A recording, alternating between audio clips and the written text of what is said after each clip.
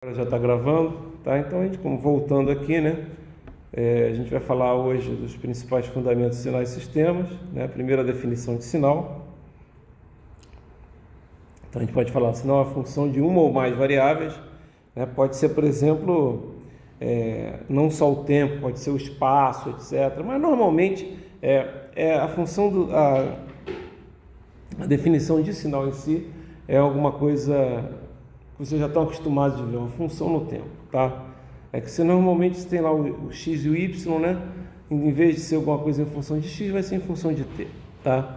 Então aqui você vai ter uma função y de t, né? Que é o que vocês estão vendo aqui, tá? E num determinado instante de tempo t1, você vai ter um valor de y de t1, que é a amplitude do sinal naquele instante de tempo, tá? Tem vários tipos de sinais, então vocês estão acostumados lá, por exemplo, né, quando vocês estão trabalhando num circuito elétrico, o que você tem lá? Você tem lá um circuito elétrico, né? Aí você tem um R aqui, né? E você tem um determinado V aqui. E você tem uma corrente I aqui, né? Quando vocês começam a trabalhar lá nos circuitos elétricos, logo no início, essa corrente I que vocês têm, ela não é função do tempo, normalmente. Por quê? Porque vocês trabalham com corrente contínua, né? Então aquela corrente ela é constante o tempo todo, certo?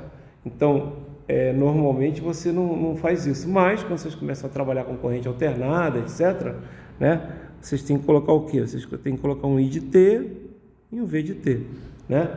Ok? Então esse sinal de tensão ali, né, V de T, e o sinal de corrente também são os sinais que você tem ali, tá? Você tem sinal de vídeo, sinal de áudio, né? O microfone gera, né, um sinal de áudio que ele depende, né? Basicamente, o que acontece no microfone lá? Você tem o tempo, né? Aí quando você fala, tem um P de T. P de T, esse P de T é a pressão sonora que você tem, né? Colocada num equipamento que é um transdutor, né? Que é o microfone. O microfone, de acordo com a vibração que você tem naquele, um negócio pequenininho que tem lá dentro, ele gera um sinal elétrico. Esse sinal elétrico ele representa, digamos assim, a sua voz. Se você for ver a voz humana, e vocês já devem ter visto inclusive a representação, grava um áudio lá no WhatsApp, vocês viram um negócio assim, né? Um negócio mais ou menos assim, tá? Porque é basicamente isso mesmo, tá? Quando a gente trabalha com sons, você tem um som desse tipo aqui.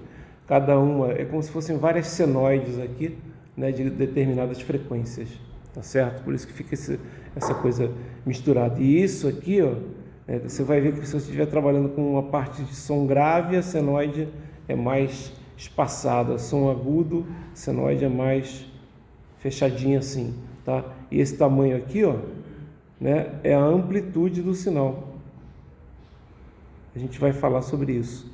Normalmente a gente se preocupa quando a gente vai estar falando sobre sinais. A gente primeiro fala, né? Ó, saiu aqui, né? A gente primeiro fala de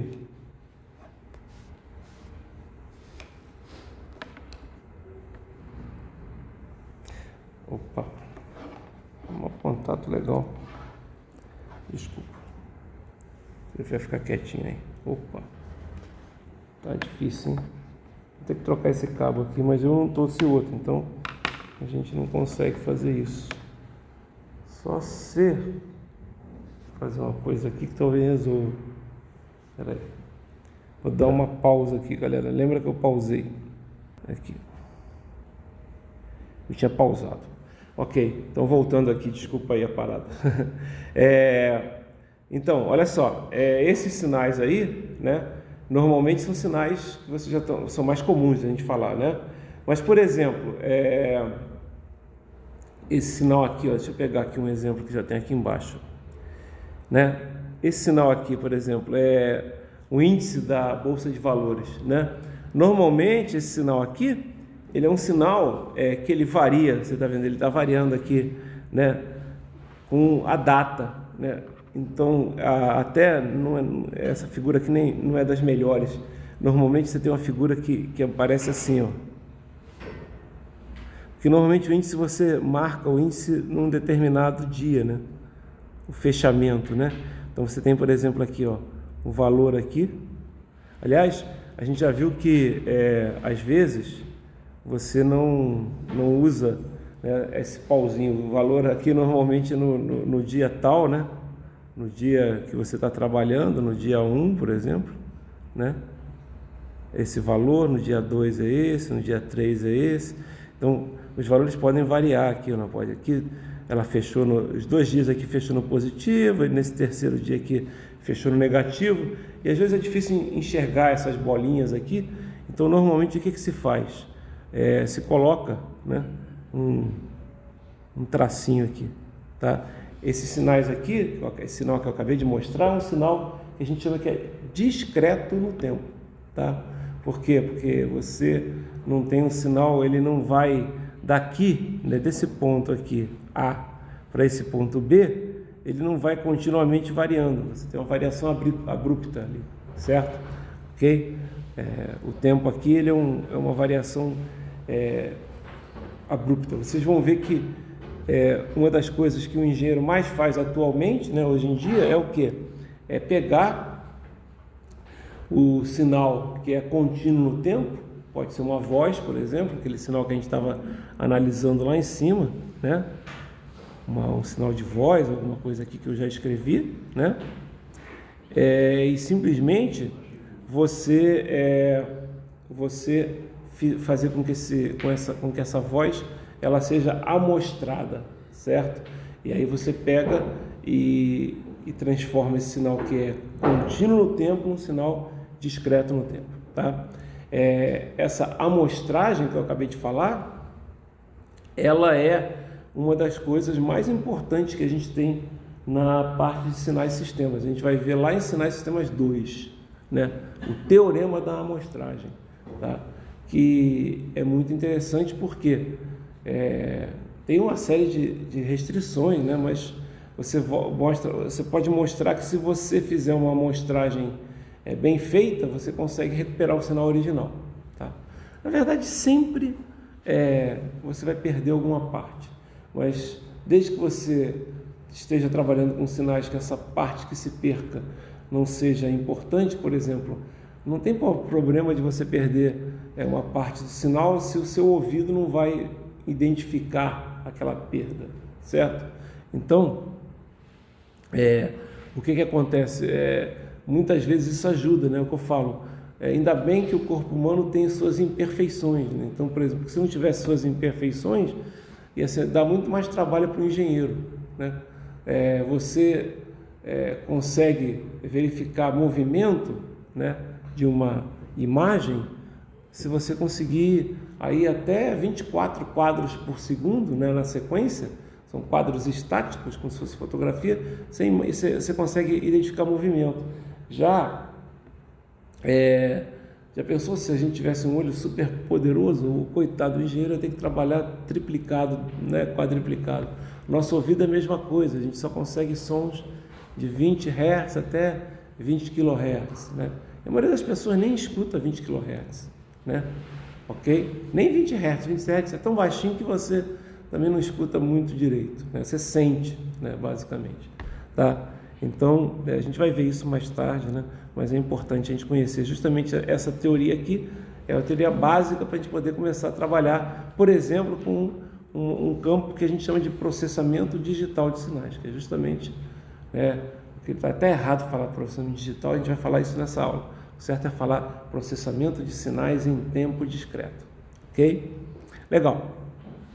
Então aqui coloquei vários sinais, tudo que você consegue representar um valor, né, em função do tempo, você pode praticamente colocar no sinal, né? Então é uma função de uma ou mais variáveis, né, como por exemplo tempo, espaço, que veicula informações sobre a natureza de um fenômeno físico, né?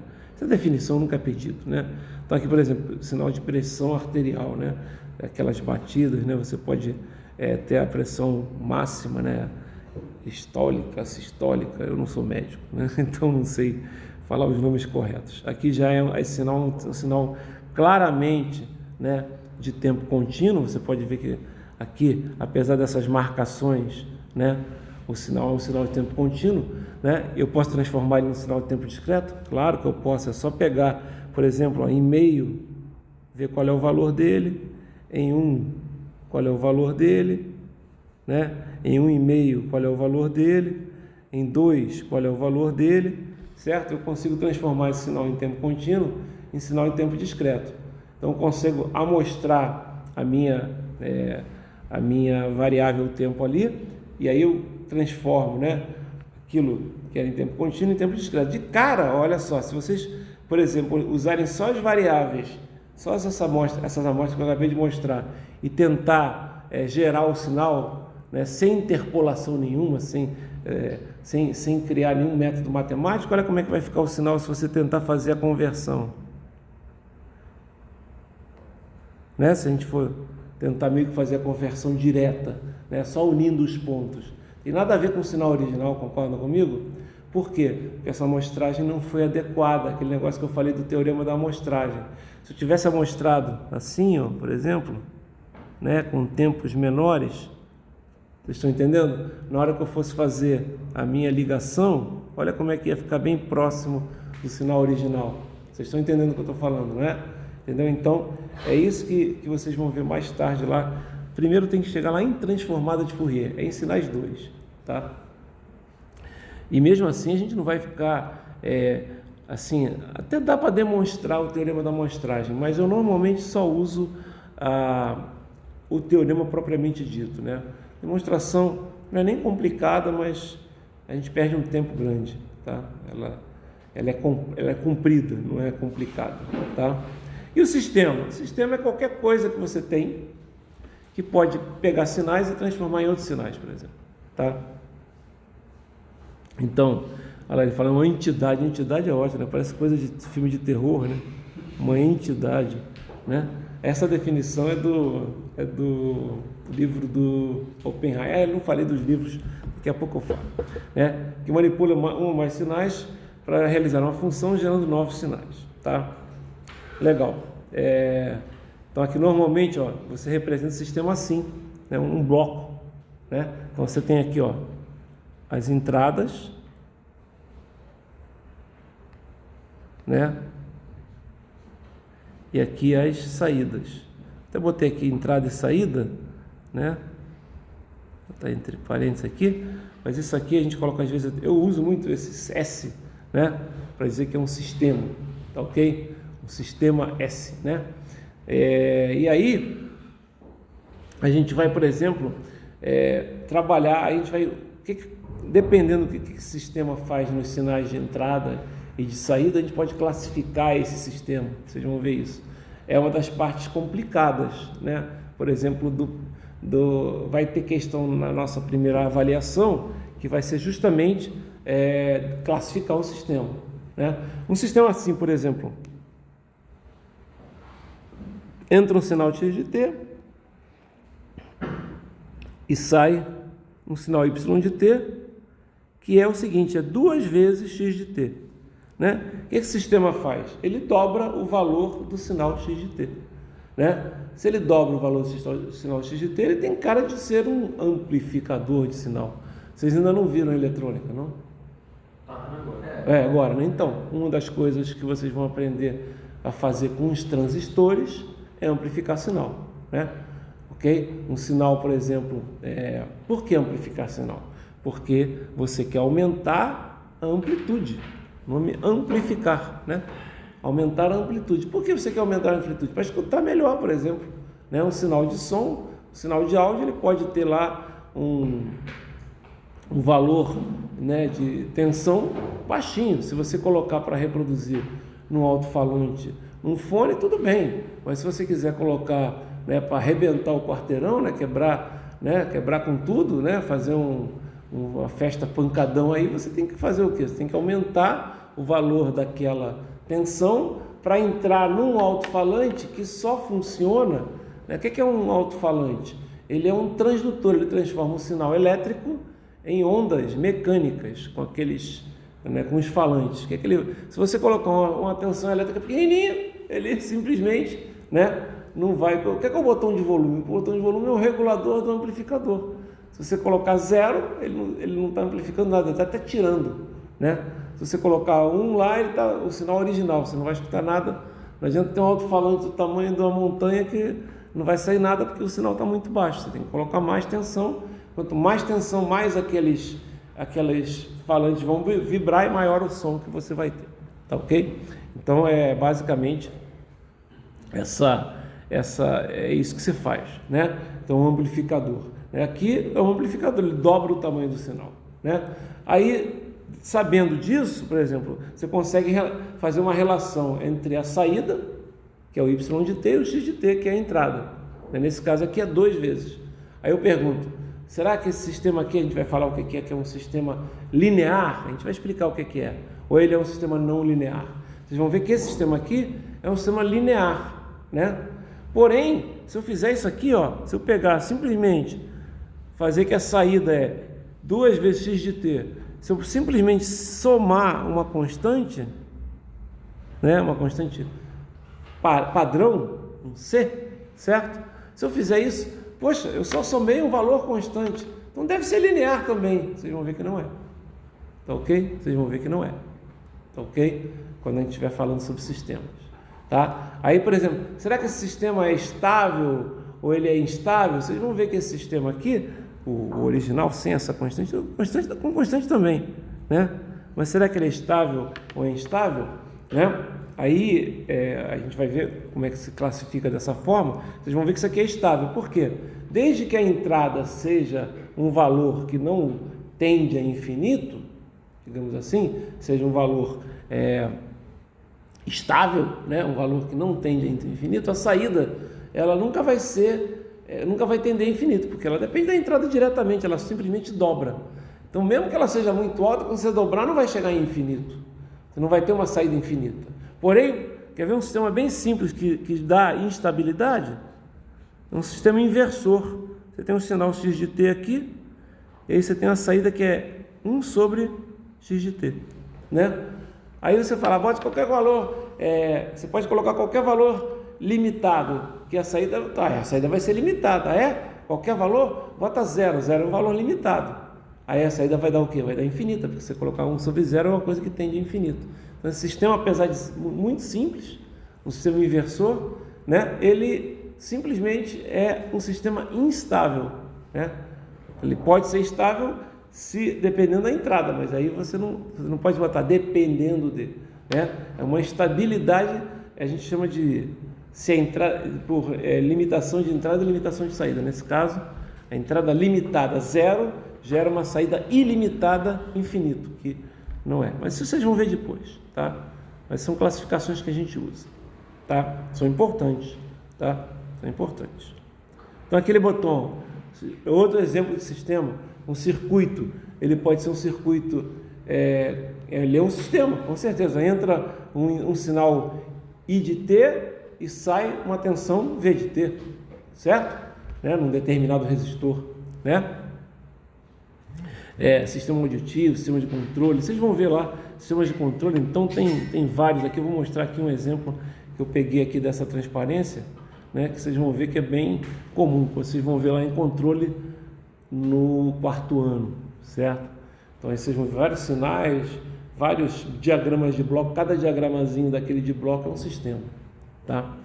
Normalmente se representa dessa forma, tá ok? Então aqui ele coloca, ó, sistema de controle malha fechada, ó. Vocês vão ver muito isso, ó. Você tem uma entrada, né? Por que malha fechada? Vocês vão ver isso lá em controle, né?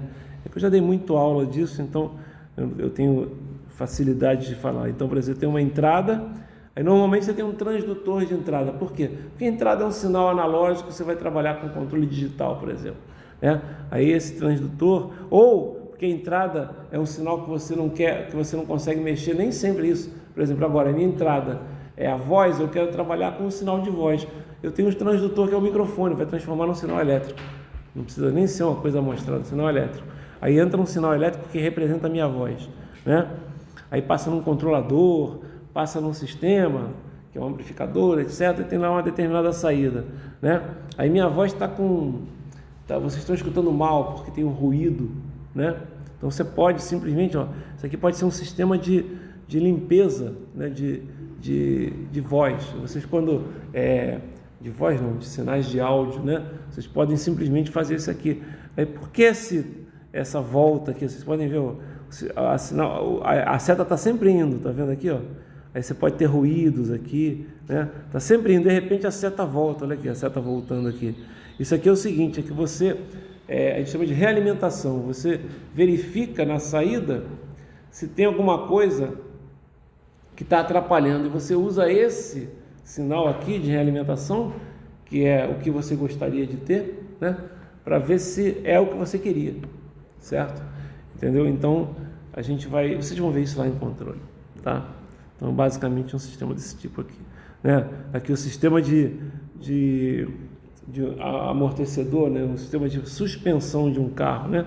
Então, a entrada é o chão, né? Não é o chão, são as imperfeições do chão.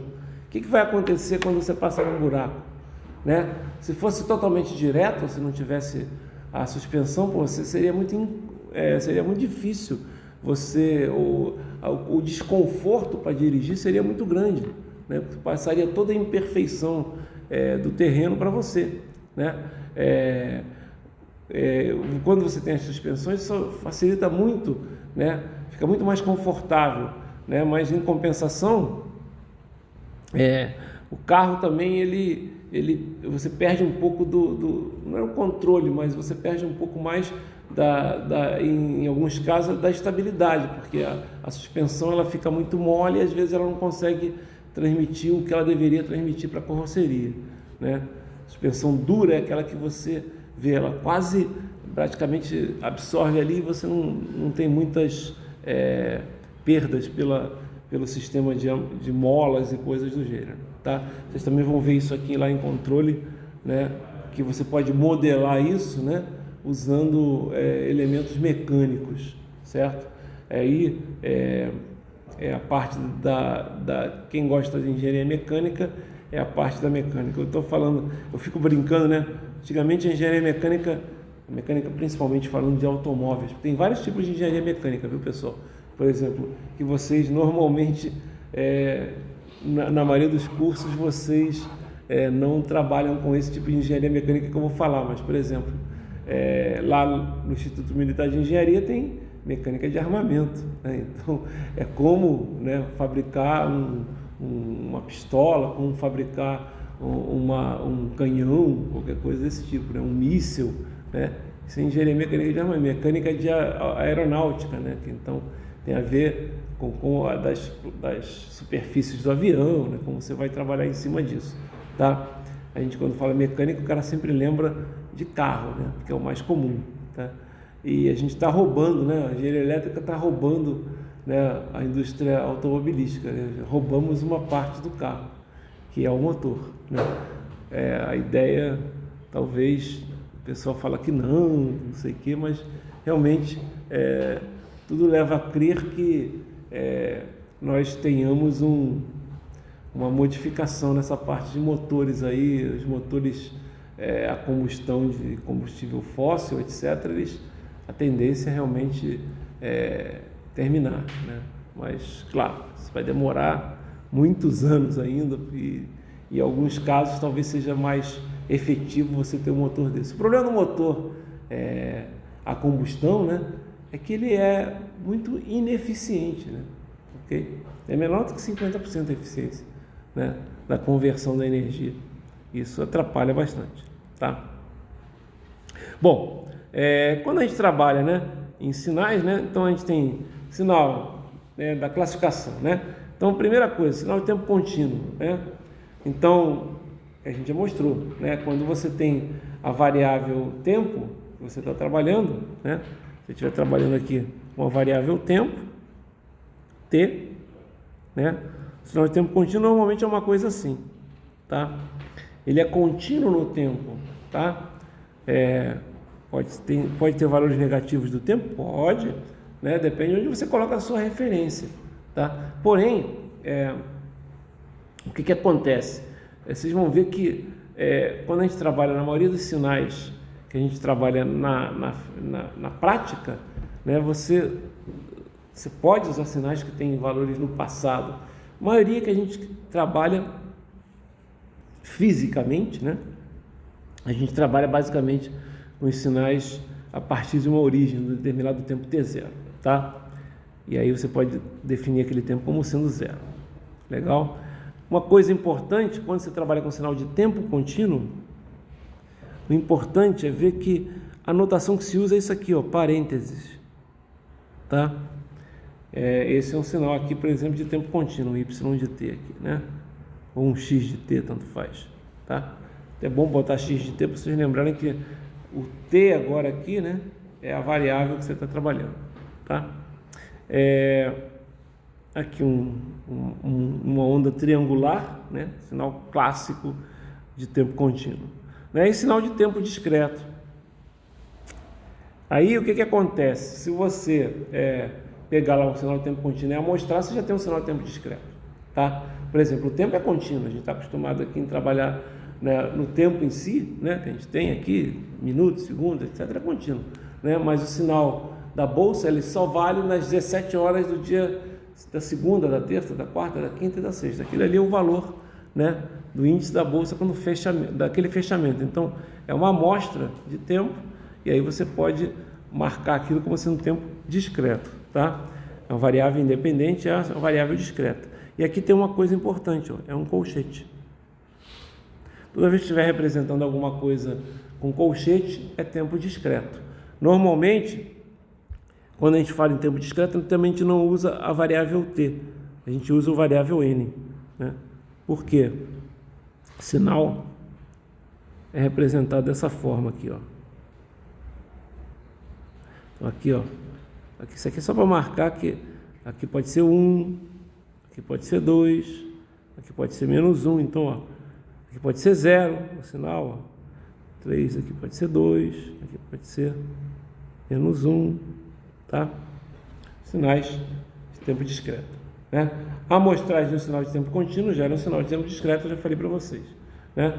Por que se usa esse n aqui? Justamente porque você pega o sinal x de n, né, como sendo o quê?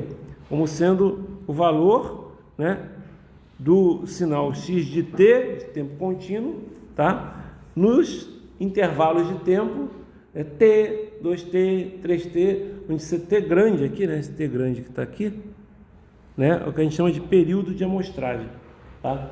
Esse período de amostragem vai depender do seu sinal. Como assim? A gente viu lá em cima, né, quando eu peguei o sinal lá de pressão e amostrei usando lá os valores do gráfico, né? Deixa eu voltar aqui. Aqui, ó. Quando eu comecei a mostrando os valores do gráfico, em meio, 1 e assim por diante, notem, parece uma amostragem decente, né? Meio, 1, 1,5, né? Em segundos, né? De meio segundo, parece uma amostragem bem boa, né? Mas a gente viu que se a gente fizer isso, a gente pega esse ponto e esse ponto, né? Fica muito difícil, né, essa representação aqui, né, representar o sinal original. Então a amostragem vai ter que ser feita em intervalos de tempo menores, certo? Para a gente poder ter uma representação mais adequada do sinal. Esse intervalo de tempo menor, o que acontece? Período de amostragem, período, né, é o que vai te determinar a frequência. Quanto menor, por quê? Porque vocês já viram lá que, isso com certeza vocês já viram que a frequência é o inverso do período, né? Então se você tem lá o f, né, que é a frequência de amostragem, é 1 sobre o período de amostragem, né? Quanto menor for o período, maior vai ser a frequência, tá? E por que você vai ter que diminuir o período lá naquele gráfico lá que a gente viu? Porque se você tem frequência alta, você tem que diminuir o período. Se você tem frequência baixa, você pode deixar o período, pode até aumentar o período, não tem problema nenhum, tá? É diretamente proporcional, tá? Então aqui um sinal de tempo discreto. Isso aqui seria uma análise do sinal lá que a gente viu da onda triangular, um pouquinho diferente, né? Porque esse aqui você vê que ele está em 0, né? Aqui, ó, aqui é 1, né? Então o 0 seria ok? Então seria uma coisa assim, tá ok? Notem que essa amostragem aqui parece que representa bem, né? Mas isso não quer dizer nada. Você poderia ter um sinal assim, né? E você perderia muita coisa. Isso vai depender da frequência do sinal. Por isso que o teorema da amostragem, que vocês vão aprender mais tarde lá, ele fala justamente sobre a frequência, né, do sinal, né? A gente fala que se o sinal tem... É o seguinte, que o teorema da amostragem eu posso falar aqui tranquilamente, porque ele é bem simples. Ele fala o seguinte: vamos supor que você tem um sinal que ele tem um limite de frequência. Sinais ilimitados em frequência não pode usar o teorema da amostragem. Mas vamos pegar um sinal de voz, que é o nosso que a gente usa aqui, por exemplo. O nosso sinal de voz ele é limitado em frequência. Eu diria o seguinte: ele é limitado até no maior valor que você pode reproduzir com a tua voz. Pouca gente vai conseguir reproduzir mais do que 12 kHz, 14 kHz, que não tem como vibrar a corda vocal dessa forma. Mas vamos então pegar, vamos exagerar, vamos dizer que a voz é limitada, que o som é limitado em 20 kHz. Por quê? Porque é o máximo que o ouvido humano pode detectar, né? Aí você vai ver, você tem várias formas de amostrar o som. Eu normalmente conto uma história aqui para falar sobre a amostragem, sobre a qualidade CD, né, que a gente considera a qualidade CD. Vocês vão ver lá que uma das coisas que aparece na qualidade CD que a amostragem é de 44 kHz, né? Você falou em 20, que é o máximo que o ouvido humano pode pegar? Sim. Assim, 20 então teoricamente, se você fizesse uma amostragem de 40 kHz, ok. Porque se usou 44? É porque a gente é engenheiro, galera. Então a gente bota uma margem de segurança, mete um 10% ali, né? 44, tá? Você pode amostrar em mais? Pode. Serve para alguma coisa? Em alguns casos sim, mas na maioria das vezes não, tá? Para alguns casos específicos, é que você às vezes, quando você amostra em mais kHz, você gera mais amostras, né? E às vezes essas amostras são inúteis, porque basta você trabalhar com o dobro da frequência máxima, que é o que o teorema da amostragem diz, que se você amostrar um sinal de frequência máxima F, né, numa frequência de amostragem 2F, ou seja, 2 vezes maior, né, você consegue recuperar o sinal original integralmente, tá? É isso que a gente fala. Você não perde nada do sinal, porque é um teorema do caralho esse, porque vamos combinar, né? Você pega um sinal que é um sinal contínuo no tempo, transforma ele em um discreto no tempo, consegue voltar com ele, poxa, sensacional, né? Sensacional, né? Porque você pega infinitos valores, transforma em infinitos valores e volta em infinitos novamente, sem perder informação. Isso é muito legal, tá? Então, isso é bem forte, né? Mas vocês têm que acreditar na matemática. A matemática também é bem forte. É claro que várias coisas, né, a gente tem que supor, né, a gente só pode usar isso em sistemas. Por isso que é importante vocês conhecerem o início da disciplina. Só pode usar isso em sistemas lineares, né? O que é um sistema linear? Um sistema que a gente vai ver mais tarde que obedece a determinados requisitos, né? O que é um sistema? Sistemas invariantes no tempo, né? Invariante no tempo nem sempre não parece simples, mas não é. Por exemplo, um sistema, quando você está trabalhando lá com tensão, corrente e resistores, normalmente é um sistema linear, né? Supondo que o resistor não vai variar, que é um resistor fixo, né? Ok? Aí você fala, e será que ele é invariante no tempo? Não, normalmente ele é invariante no tempo, ou seja, ele também não varia com o tempo. Mas eu posso dar um sistema rápido, que é um sistema de tensão, corrente e resistência, e que varia no tempo. Por exemplo, o sistema de chuveiro elétrico, né? Ele é tensão, corrente e resistência, beleza. Só que ele tem um problema, a resistência do chuveiro elétrico, ela varia de acordo com a temperatura. E aí o que acontece? Ela pode aumentar ou diminuir. Então, se você pegar lá a corrente que está passando na resistência do chuveiro, né, num determinado instante, ela pode ser diferente da corrente que está passando no chuveiro num outro instante, né? Meia hora depois que você já usou muito o chuveiro, certo? Isso é o que? É um sistema variante no tempo. Você não quer isso. Você quer que os parâmetros não variem. Mas aí nesse caso, o parâmetro resistência do chuveiro varia. E aí pode atrapalhar bastante na hora de fazer cálculos, né? Tudo que é não linear e variante no tempo é complicado. Você tem que fazer simulações, você tem que tentar transformar num sistema linear. Nem sempre é possível, né? A gente tem que fazer uma análise não linear. É por isso que tem uma disciplina de vocês, acho que era no 5º ano, chama sistemas não lineares, né? Que é justamente uma coisa mais avançada, tá? Ok? Legal? Essa coisa que eu acabei de falar de contínuo no tempo e discreto no tempo, né? Que é a primeira classificação que a gente aprende, ela acaba trazendo uma confusão que normalmente acontece, que é a confusão de contínuo no tempo e discreto no tempo, como sendo a confusão entre uma coisa que é analógica e uma coisa que é digital. Então, cuidado com isso. Quando eu falo em contínuo no tempo, né, eu estou falando em alguma coisa que tem a ver com a variável tempo, né? Se for contínuo no tempo, a gente usa até a variável t, e normalmente a gente usa parênteses. Quando a gente usa discreto no tempo, a gente usa a variável n, e a gente usa colchete, tá certo? Né? E o que acontece? Existe uma outra classificação, né, que é o que a gente chama de analógico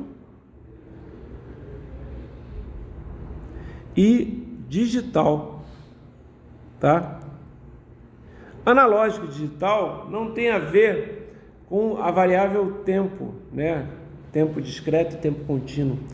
Tem a ver com a amplitude, tá certo? Por exemplo, um sistema assim, ó. Vocês já viram em eletrônica digital, por exemplo, lá, em microprocessadores, né? -1, 0 e 1. Notem, esse sistema aqui,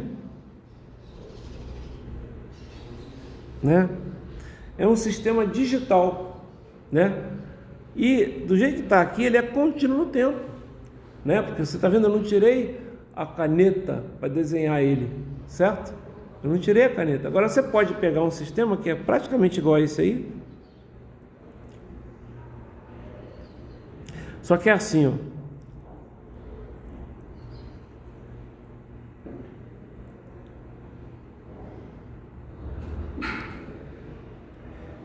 E aí você tem aqui um valor, né?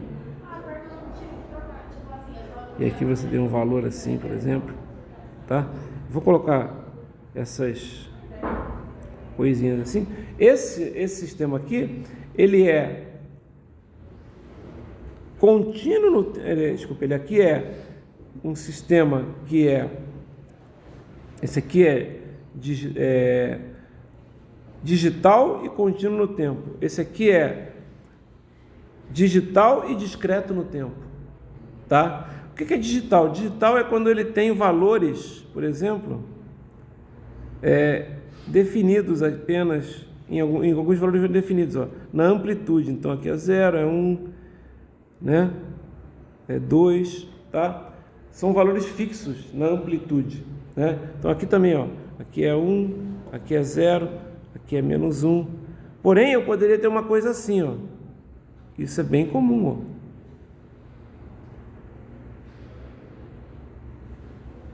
Se eu amostro um sinal mais, digamos, mais variações, né? O que você vai ter aqui? Esse sinal aqui é um sinal que é discreto no tempo, ok? Fiz besteira aqui. Andei aqui com... É um sinal que é discreto no tempo. Aqui, tá? É um sinal que é discreto no tempo. Porém, ele é analógico. Por que ele é analógico? Tem vários valores aqui para ele, né? Vocês podem ver que tem vários valores, não é um número, né? Ah, mas aqui, oi? Exatamente, você pode ter, não é nem um intervalo, ele não é um valor, você pode ter infinitos valores de amplitude, né? Ah, mas aqui só tem infinitos, né? Concordo, se você pegar aqui, só tem infinitos, né? Se você pensar bem, só tem infinitos ali, né? Porém, o que acontece é que você pode ter valor menor, né? Que eu simplesmente não mostrei, o sinal, você está entendendo? Ele pode assumir qualquer valor aqui nesse eixo. É que simplesmente nesse intervalo que eu peguei de tempo aqui, ele só assumiu aqueles, né? Mas se eu fosse andando mais parte, ele podia pegar valores aqui que não foram marcados aqui no meu eixo vertical, né? Eu diria que digital é quando ele é discreto na amplitude, certo?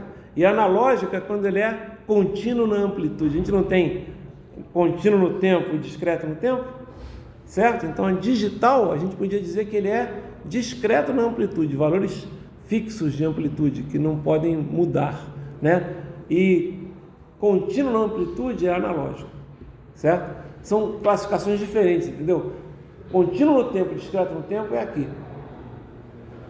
Analógico e digital é aqui. Estão entendendo? E você pode existir as duas coisas.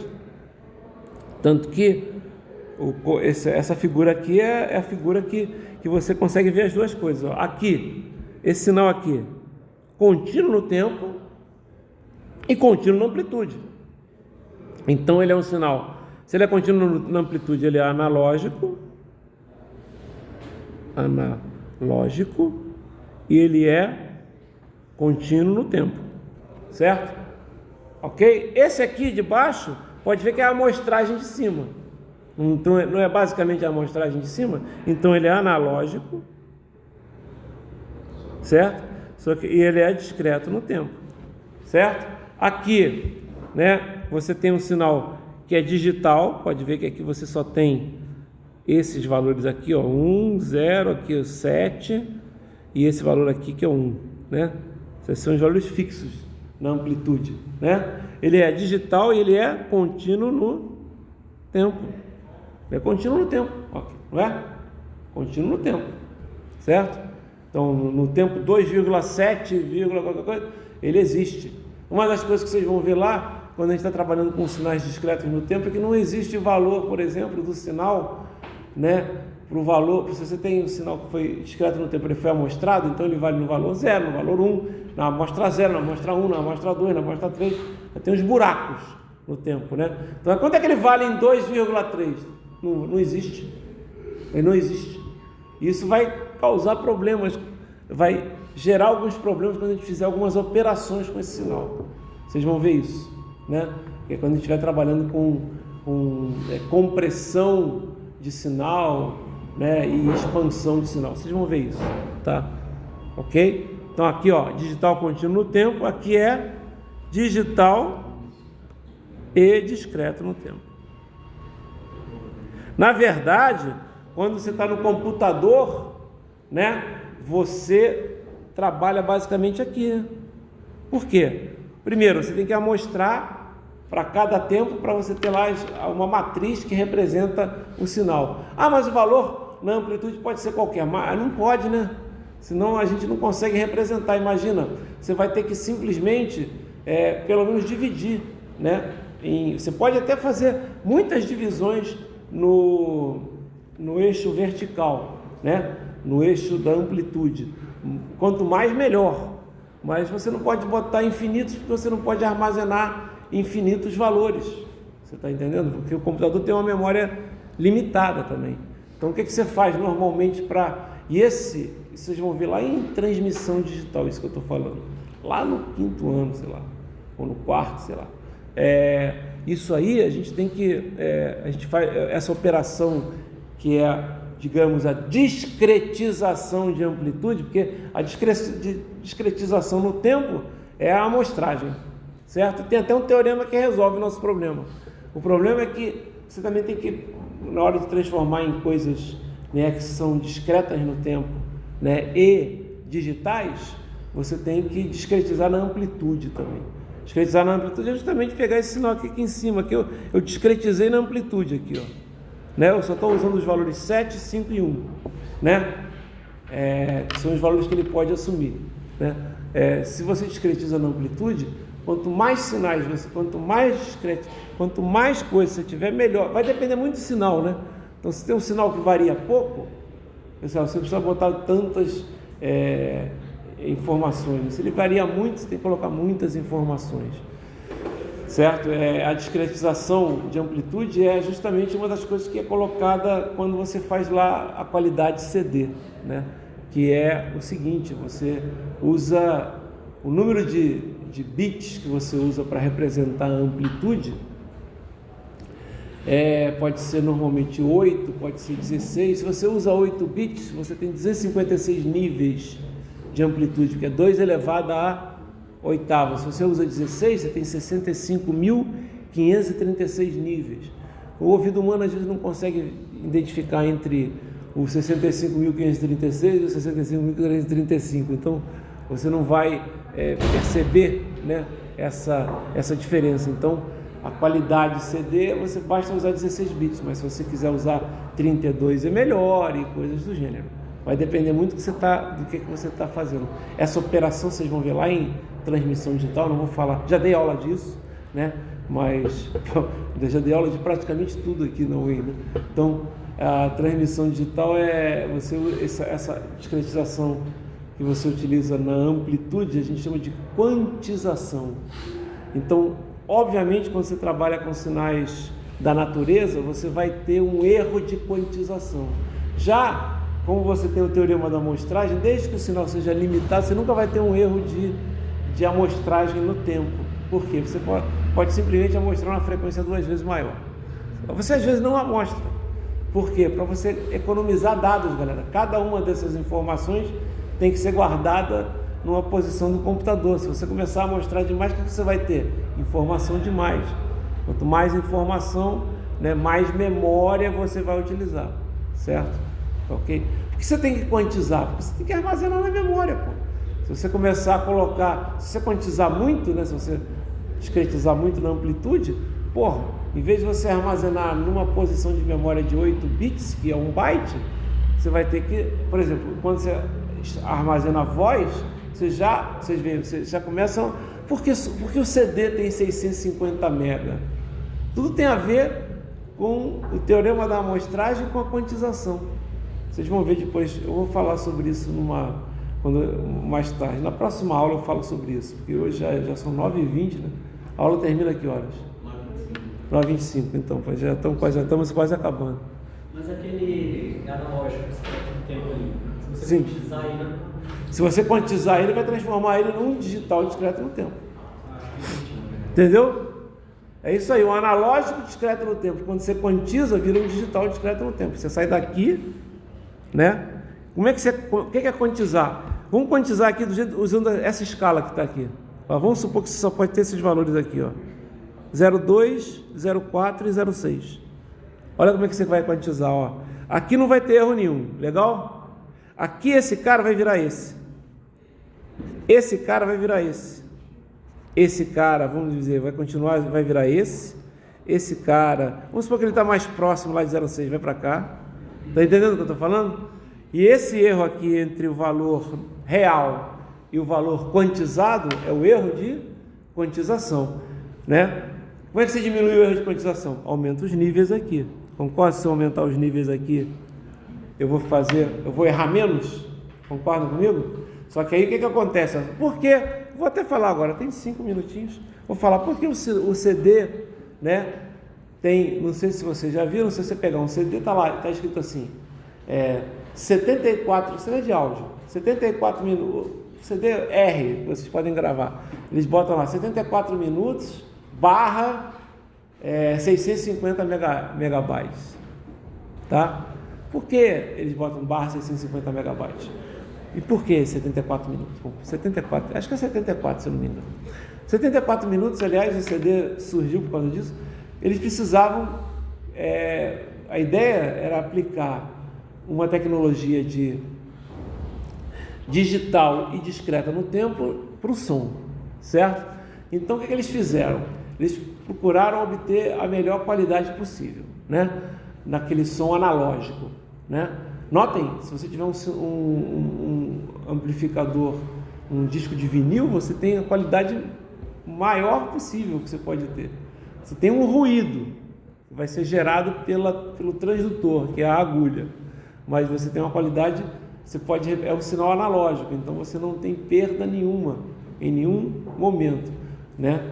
Por quê? Porque você simplesmente pega aquele sinal analógico, ele vai ser totalmente tratado analogicamente dentro do amplificador e vai direto para as caixas de som. Mas a qualidade de CD é maravilhosa, não tem ruído nenhum. Realmente não tem ruído nenhum, não tem. Mas tem o ruído de quantização, só que você não percebe o ruído de quantização. Por quê? Não percebe? Porque eles usaram 16 bits. 16 bits por amostra. 16 bits por amostra quer dizer o seguinte: que você tem 2 elevado a 16 níveis possíveis. Ou seja, é como se você tivesse pegado isso aqui, ó, que eu peguei só 3 níveis, para dar um exemplo, 02, 04, 06, e vamos supor que o sinal só varia de 0 até 06, eu divido isso em 65.536 partes. Vamos combinar que se eu fizer isso aqui, você não vai conseguir nem enxergar, né? Não vou conseguir escrever 65 mil coisas aqui, certo? Tá ok? Então, para sinais de áudio com qualidade, eles resolveram usar 16 bits por amostra, tá? Então você tem 2 elevado, são 16 bits por amostra, ou mais conhecidos como os 2 bytes, certo? Ok? Legal? Legal. A amostragem, as amostras são feitas numa taxa de 44 kHz, 44 mil amostras por segundo, né? 44 kHz, ok? Então a cada segundo de áudio são 88 mil bytes, concordam comigo? A cada segundo de áudio são 88 mil bytes, né? 88 mil, né? Só que são 2 canais, para você ter uma qualidade melhor. Então você tem que multiplicar isso por 2, 176 kbytes a cada segundo de música. Multiplica isso por 60, tá? Porque vai dar os minutos, e multiplica isso por 74. E vocês vão ver que vai dar mais ou menos uns 650 megabytes de informação. Então por isso que o cara fala que o CD tem 650 mega de informação, né? Ele não foi... Por que se usou esses 74?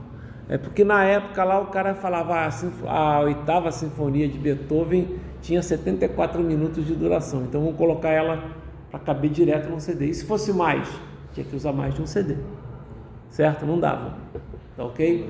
Mas normalmente as músicas não tem 74 minutos.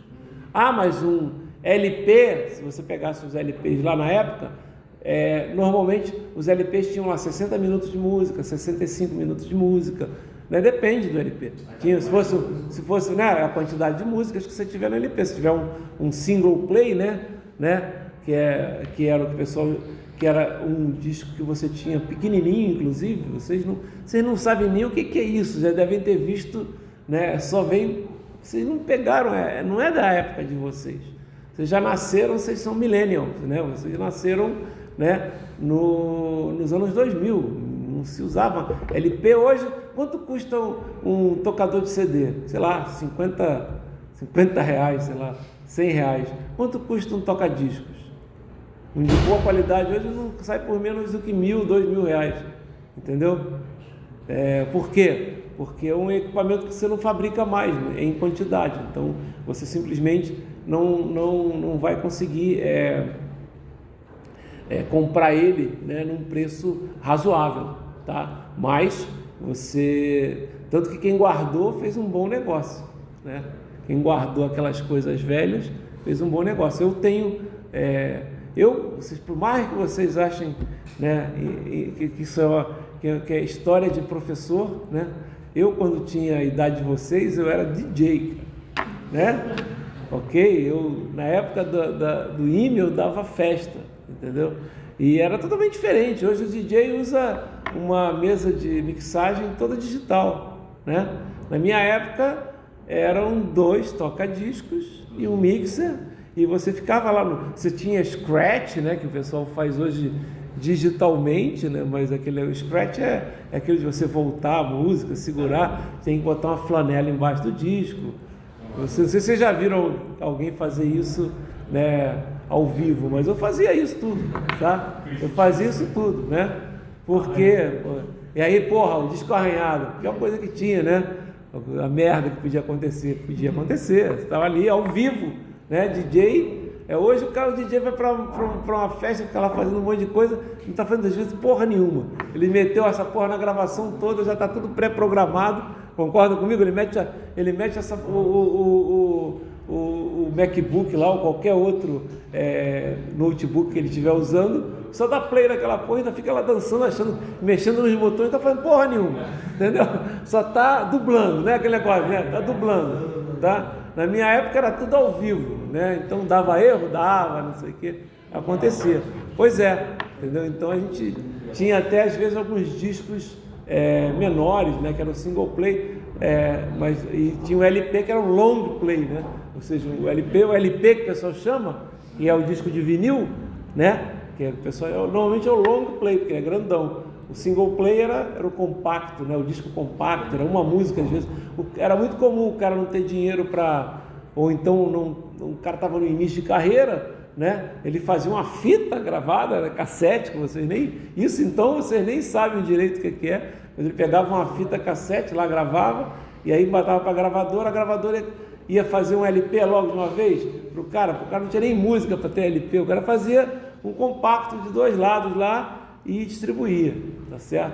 E já teve até já teve coisas até anteriores, logo no início, né, na época do gramofone, isso não é da minha época não, viu, pessoal? Mas eu peguei discos de 45 rotações, porque você tinha uma velocidade para aquele disco reproduzir, né? Então 33 e 1/3, ou seja, 33 voltas e 1/3 era o padrão que se usava para os LPs, né, normais, mas tinha LP antigo de 45 até de 78 rotações, tá? Aí é legal que alguns tocadiscos tinham essa opção de velocidade, aí você aumentava, ficava lá, era brincadeiras que se fazia, né? Até 16, né? 16 não baixava muito a qualidade, 33 já era decente. Mas é só para vocês saberem o que acontecia. Então, essa escolha aqui não foi aleatória, esse número de 650 mega no CD, né? Ok? A mesma coisa aconteceu quando criaram o DVD, que é 8,4 gigabytes de informação. É uma determinada qualidade de vídeo, não é nem muito grande, cara. Hoje, tanto que depois, quando veio o DVD, ainda é 480 linhas de resolução, a qualidade DVD, 480 linhas de imagem, né? Se você pegar o Blu-ray, né, que pega muito mais, que é, sei lá, 32, sei lá, mais, você tem já os 1080 linhas que você trabalha no Full HD. E hoje você tem 4K, não tem nem se armazena mais. É que acabou também, já acabou o CD, galera. Quem é que tem CD? Você vê hoje, pior que hoje, assim, claro, vamos combinar que hoje quase você não vê CD, mas você ainda vê alguns CDs aí perdidos, né? Não é para música, mas CD com informação mesmo, CD-ROM, né? Ou DVD-ROM que você tem lá para instalação. Como é que você vai instalar um Windows, né?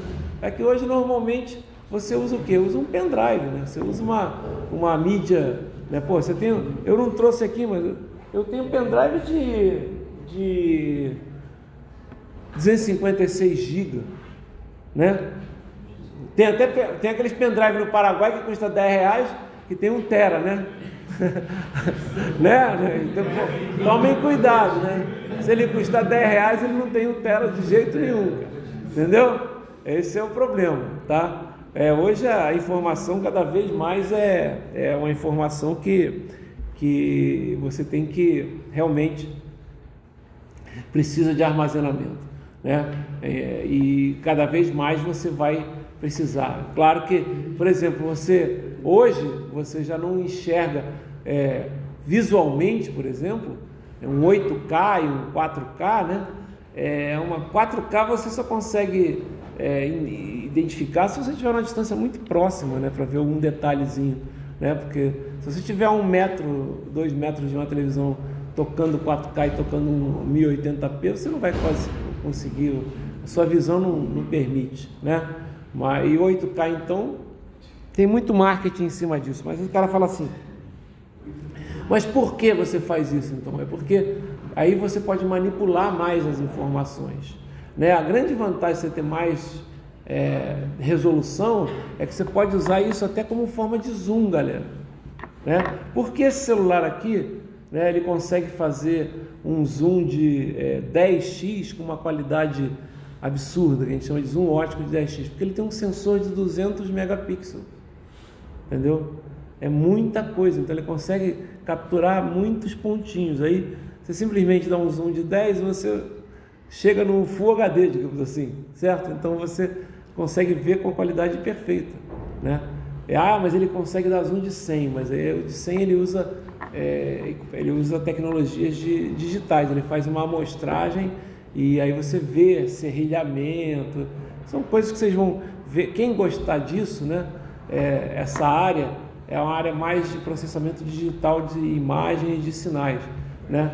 Nem é muito legal você mexer com isso aqui no Brasil, eu até diria, a não ser que você vai trabalhar com coisas ligadas diretamente a isso, né? Tipo desenvolver programas ou filtros ou coisas desse tipo, né? E usando software.